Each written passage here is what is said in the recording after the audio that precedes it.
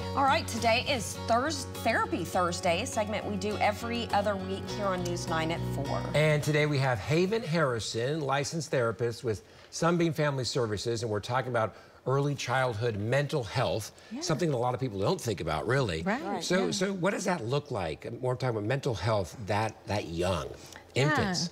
So mental health that young is really in the context of the relationship between the primary caregivers, parents, child care providers, grandparents, and providing that secure, trusting relationship, because when children learn to trust, their brains can develop and to develop the way they're supposed to in a timely manner. So this really does affect their, just later in life, how they're taken care of when they're young. Yeah, exactly. So we know that the brain grows the very most between birth and 5 years of age. And so being able to create a trusting, safe environment allows children to be able to explore.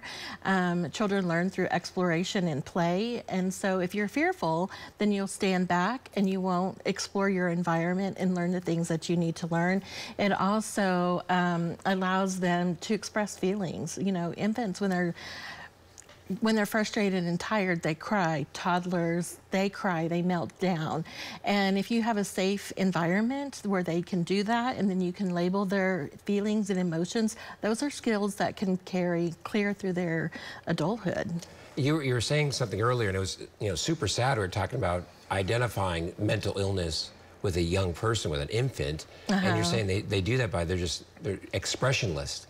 Yeah. Because maybe they've been crying and no one has tended to their needs. Yes. And they just kind of stop and they're just done. Yeah, that can happen when a child has cried and no one's come to their need, and they cry again and no one comes to their need, and they cry again and no one comes to their need.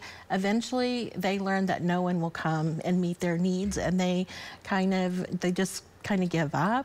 And that's why it's so important that these relationships between these adults and these young infants is crucial, that we go and when they cry, we meet them, then they trust, oh, this adult will take care of me. So they learn to trust, and that trust carries on throughout their, again, through their adulthood. That's why those first 5 years are crucial. So it's important to remember that this is, they always say it takes a village to raise a child. Yes. It really does. It takes everyone to kind of nurture a child. You are exactly right. It takes us all. We have, we're at home with our kiddos. We're on the floor. We're playing. A lot of parents go to work, and there's another primary caregiver there.